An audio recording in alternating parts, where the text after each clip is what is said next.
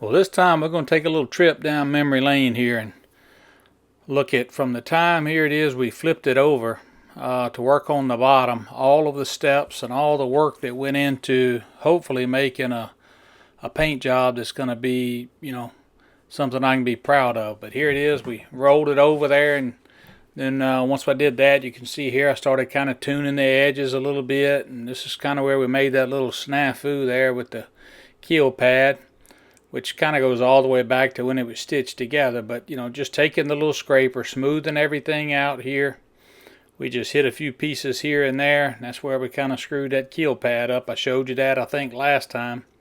But just using that planer, little scraper and all that, trying to knock down the burrs from all those screw holes, everything like that. So we just kind of went from one end of the boat to the other, and right now all we're thinking about is getting ready to glass this thing. So glass it, fair it, paint it.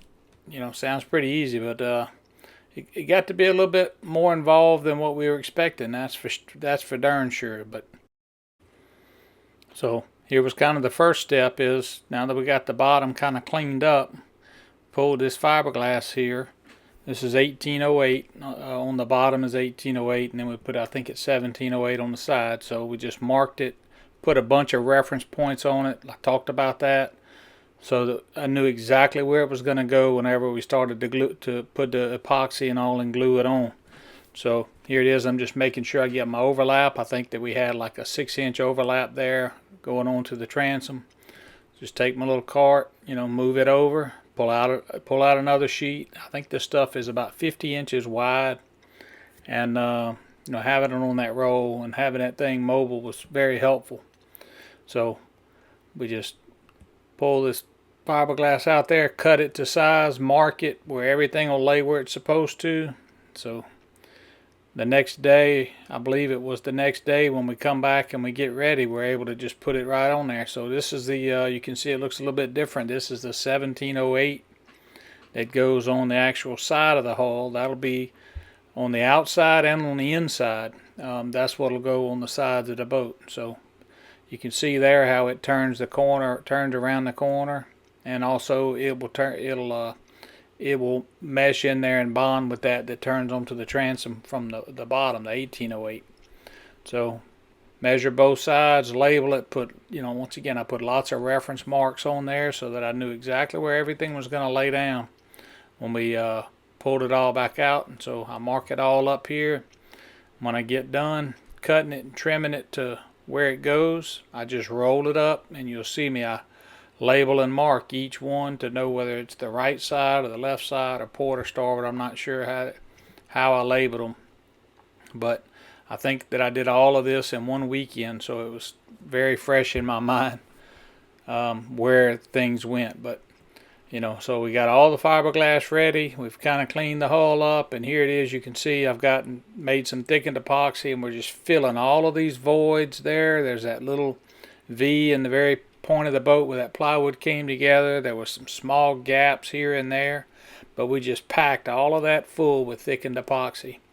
And I also took on all of those where those scarfs and all are, put a little bit of thickened epoxy on there too, so it would be still pretty soft. I remember it was pretty cool this day, so that thickened epoxy wasn't going to kick off real soon. So we were able to lay that glass with that thickened epoxy, which kind of gives you a little cushion layer to help everything feel, and you won't have any voids or anything like that. So that works. That's a really good process to work.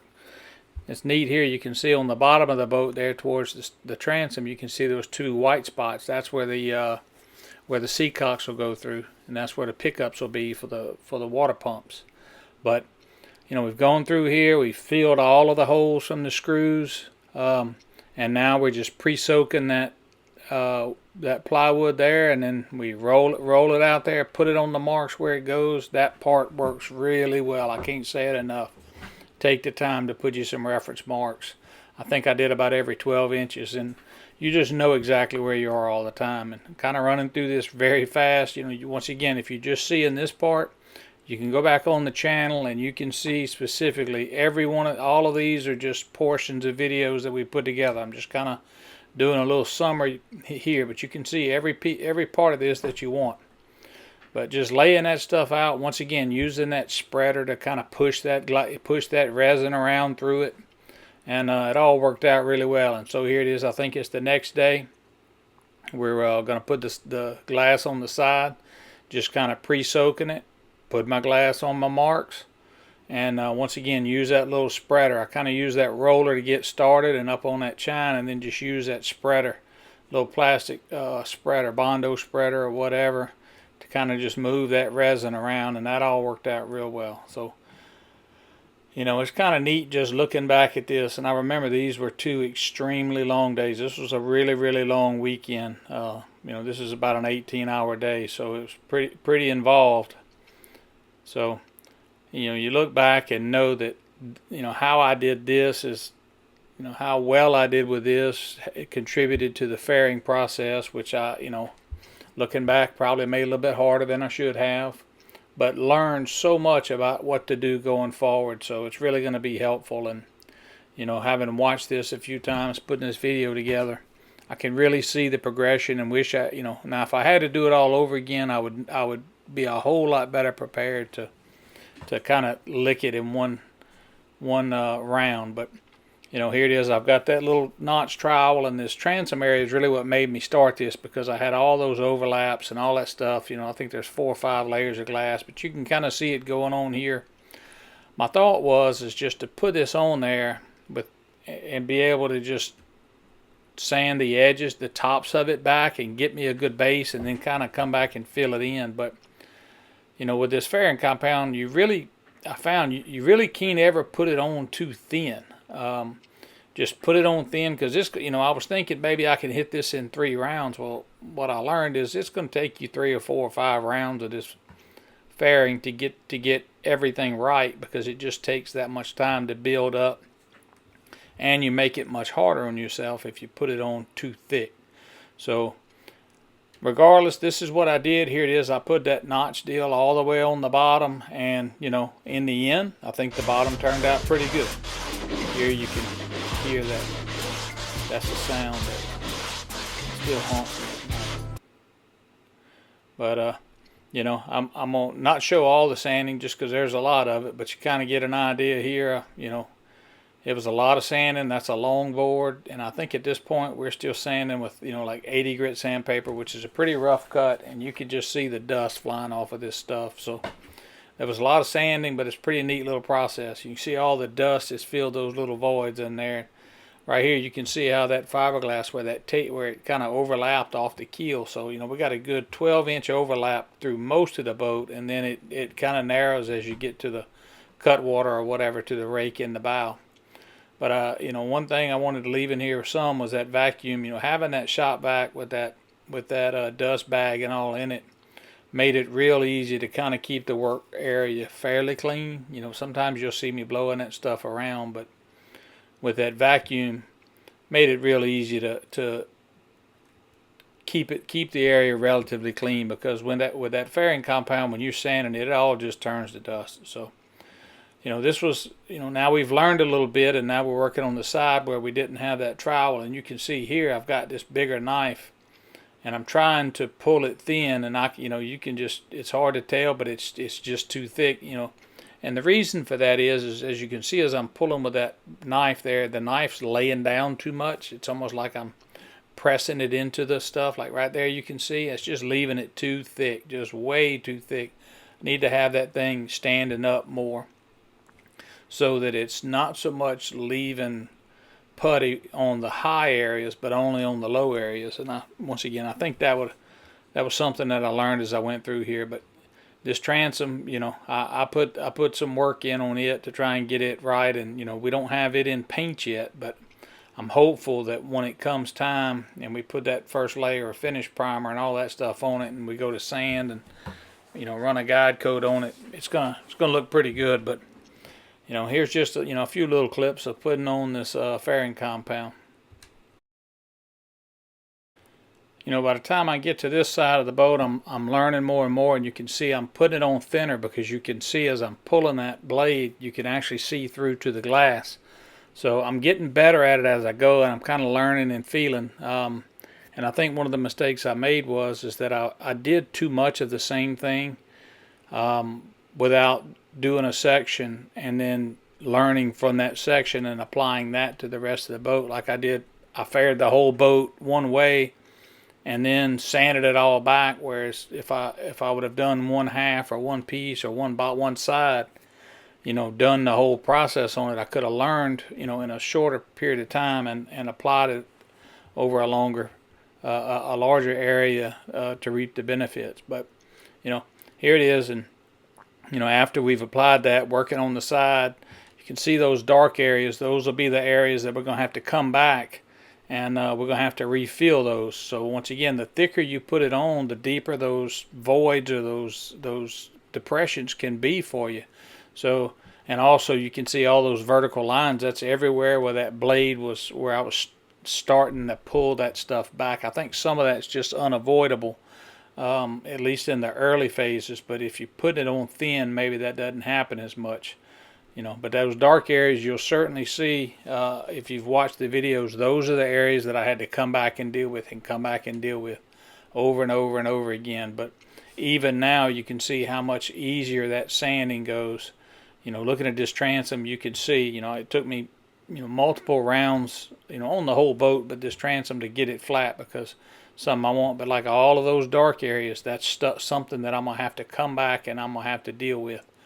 And you can see I'm starting to get better. You said, like I talked about earlier, pulling that putty or pulling that mud or that fairing compound with that knife more straight up and down, and getting it thinner and thinner. And you can see, like, we got almost that whole half of that boat done, and I remember it was just very little compound. And obviously if I'm working in long sleeves, this must have been when it was pretty cool. But so this time period on this video goes from about the middle of December 2022, all the way through probably the first couple weeks of September 2023. I mean, I didn't work on the boat constantly, obviously, but that's the time span we're looking at here. So once again, just putting this fairing compound on all these little voids. After we'd sand, you can see some on the hull there. I'd walk around with my pencil and label where you needed to do it, especially once the boat starts getting all these different colors. It's so difficult to tell. And so now, we come right back, and the areas that we applied that fairing compound, we just start sanding again. And even there, you can, like in that lower right, you can see that's an area that's going to have to come back and get some more putty, because it's just not where it needs to be yet. And I also worried that many times where I was pulling that putty, I would take a low area, build it up in the center, and that made everything around it low, right, because I wasn't pulling that compound in there thin enough. So it was like I said, I'll say it a bunch of times probably, it was a tremendous learning curve. But interesting, fun process, and certainly can use that going forward. Man, you can really see on that side right there how much work still left to be done. All these different colors starts playing with your eyes as well. But it's much easier to sand at this stage, just because it is primarily flat, and pulling more and more and more of this fairing compound. That's basically what the process was put it on, sand it off, put it on again, sand it off, put it on again, sand it off, until we finally got to where we could start sanding like this. And you could see that most of it would go to that buff color or off color. So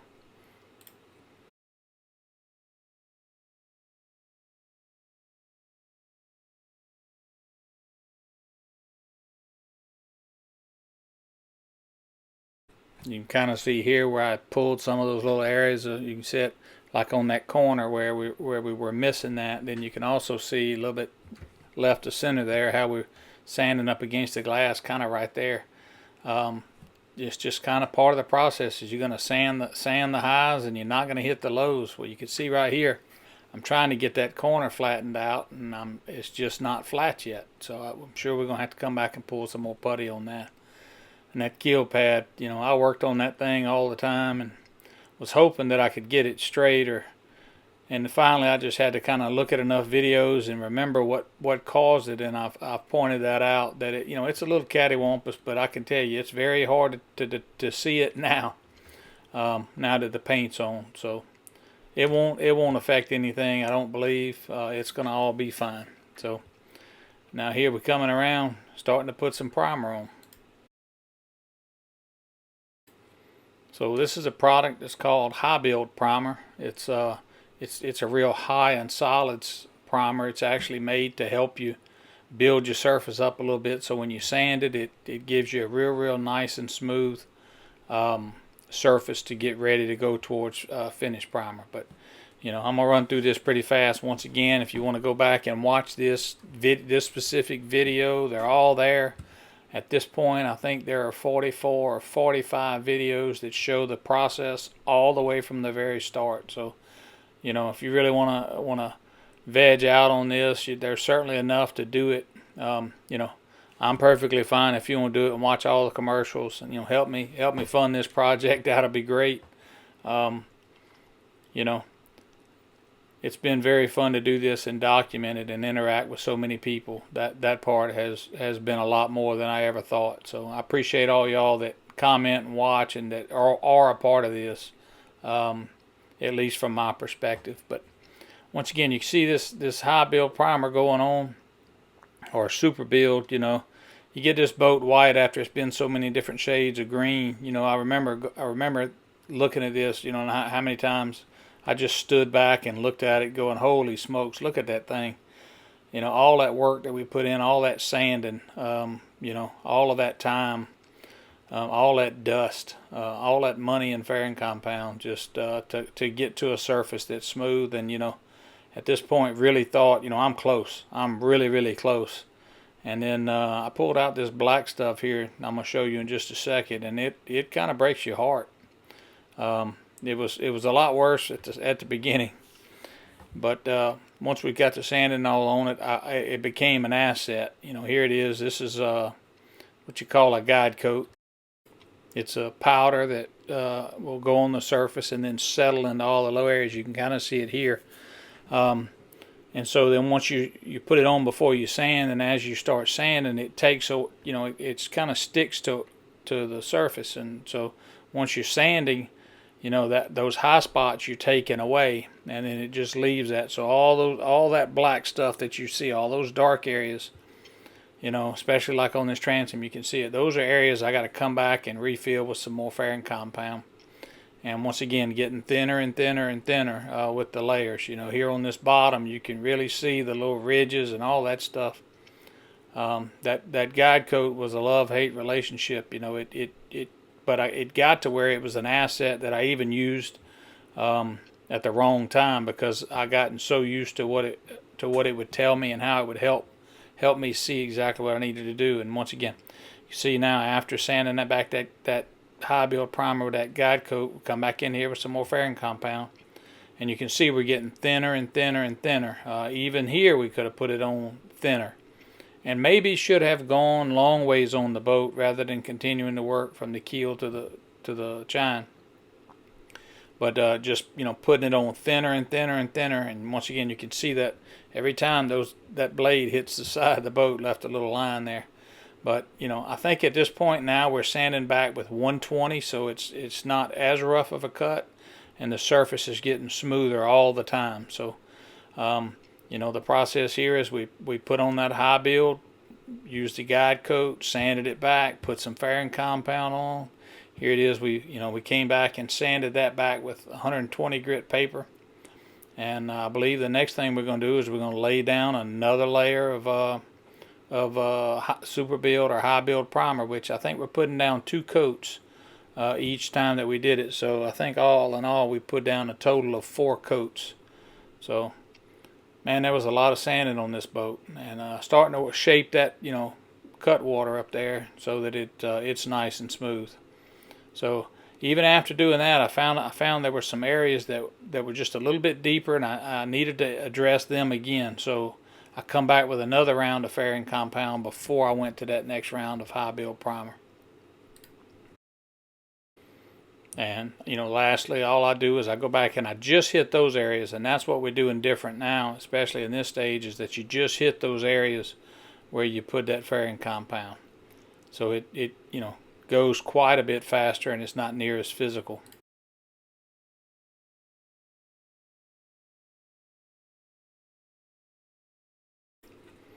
So I run through this really fast, but this is, another 2 coats of that Super Build primer. I think, I've talked about the products and all that I use. They're all Elect Seal products. I think this is a High Build 302, something like that. But getting it white again. But this day it was white for less than a day because I come right back with that guide coat. And I don't know if it's because the boat's white and that this is a fresh thing of guide coat. It puts on a lot. Maybe I use too much, but I don't care. And now this is coming back sanding again with that 120, and you can see that it's a much better surface all the time. It's a lot wider, a lot less depressions and divots. Now we're primarily just dealing with texture, and even then I started thinking, because I wasn't getting back to fairing compound. Maybe I just didn't sand enough. We had one episode up here, I think on this side right here, where I actually did what I called some angry sanding, because I was expecting it to be better, and after I had sanded it, what I thought was enough, there was still some orange peel texture. And so I went back and I actually put another guide coat on it, and I'll probably show that here, and sanded it again. Just because, there was still too much texture in it for me. And a lot of that was just not knowing, what I talked about a lot getting to this point is, not knowing what done looks like. So, you kind of keep working, or you either stop too soon or you go too far. And I experienced some of that on both sides. So now here it is. I've kind of just hit the boat one more time because I didn't think I sanded it enough. This is where I got a little angry. And I put another guide coat on and I hit it again, and you'll start seeing some little spots of fairing, so that I know that I got back and was able to take advantage of that full layer of Super Build. And then lastly, this is the texture side, where I had tons of areas. You can see all my marks, and I wound up putting the absolute thinnest. You can see it. It's almost like I put it on and then scrape every bit of it off, and it worked fantastic for filling up that little texture and stuff like that.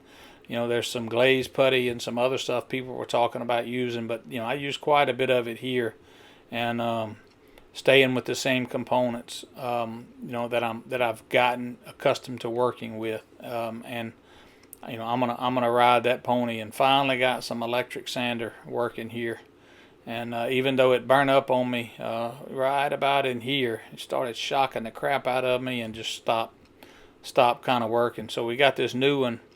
And here it is. Now we're sanding back. I think this is with 220, maybe it's 120. Yeah, it's 120 until after we put on the finish primer, which should be coming up. Next. So we just hit it with this orbital. It doesn't take as long to do because you don't have to stop. You don't have to rest and all that in the middle. You can just keep going. And honestly, with that vacuum, no respirator, no nothing.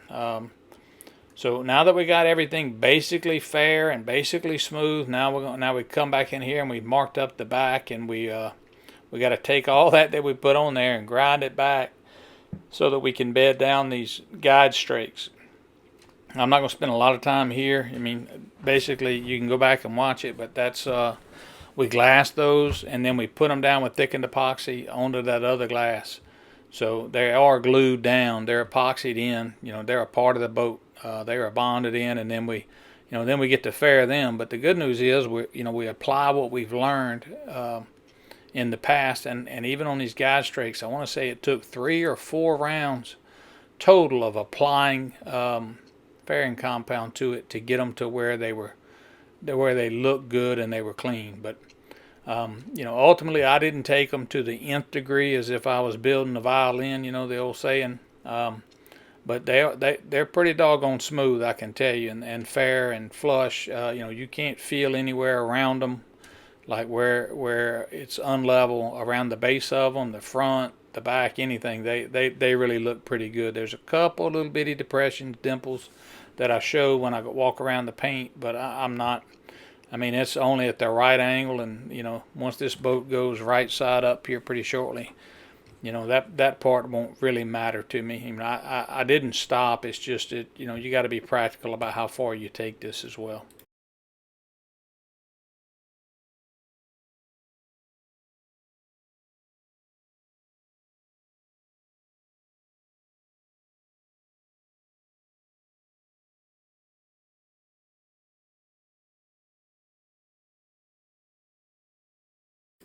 You can see here like how much compound, fairing compound I'm using gets smaller and smaller, and it got to where I really couldn't mix a small enough batch. It was really, you know, like half a teaspoon and half. That's all that is.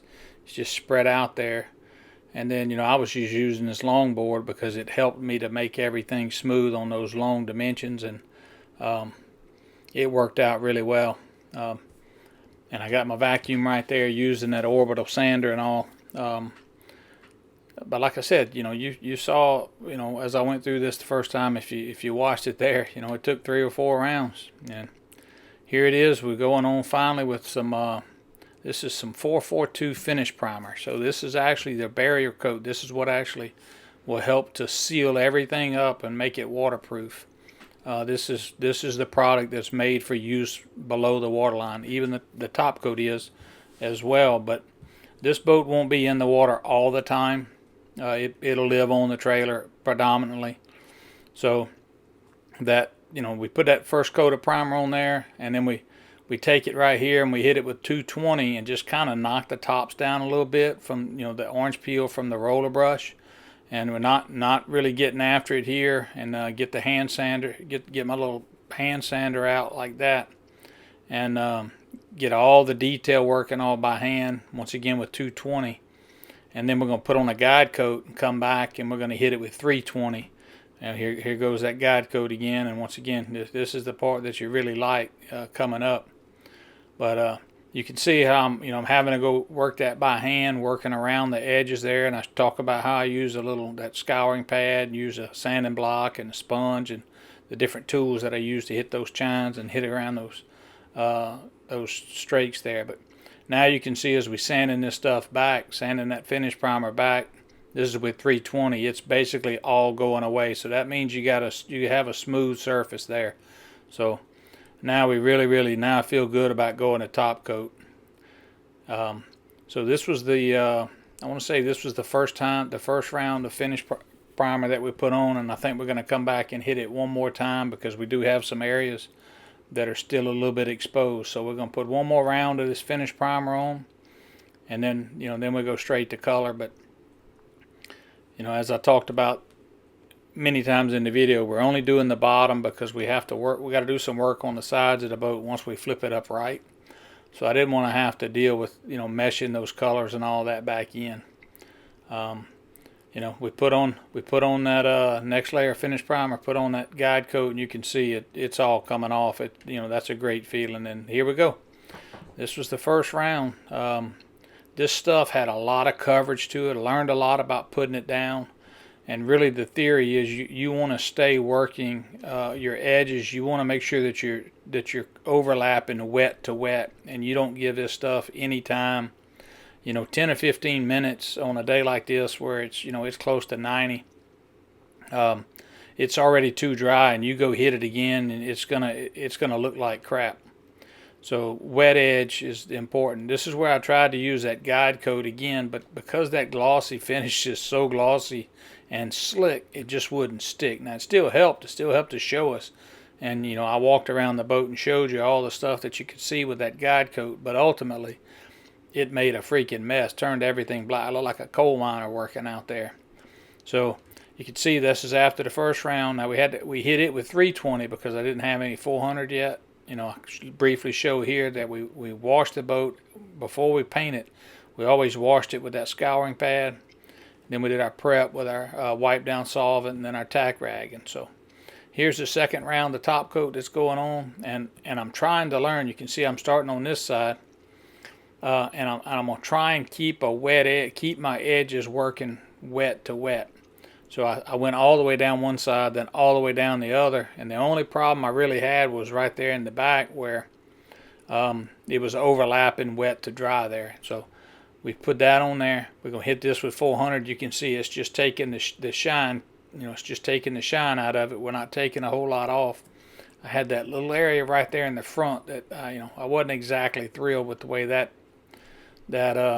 popped up there at the end, but I know that it's smooth, and we still may address that when we go to put this paint the sides and all. So got the second round on, got it sanded back, got it finished, and this is it. This is the last round, and I kind kind of veered away from what I learned here a bit, because at the very front, this wet on dry, I'm right there where I had sanded through that paint a little bit. You'll see me hit it at the end, and ultimately that's the part I wasn't all too thrilled about. But so this is the third coat of top coat that's going on, and ultimately I think this is all we're going to wind up with on the bottom. We can it's going to be, it's going to get dinged up from running and whatnot.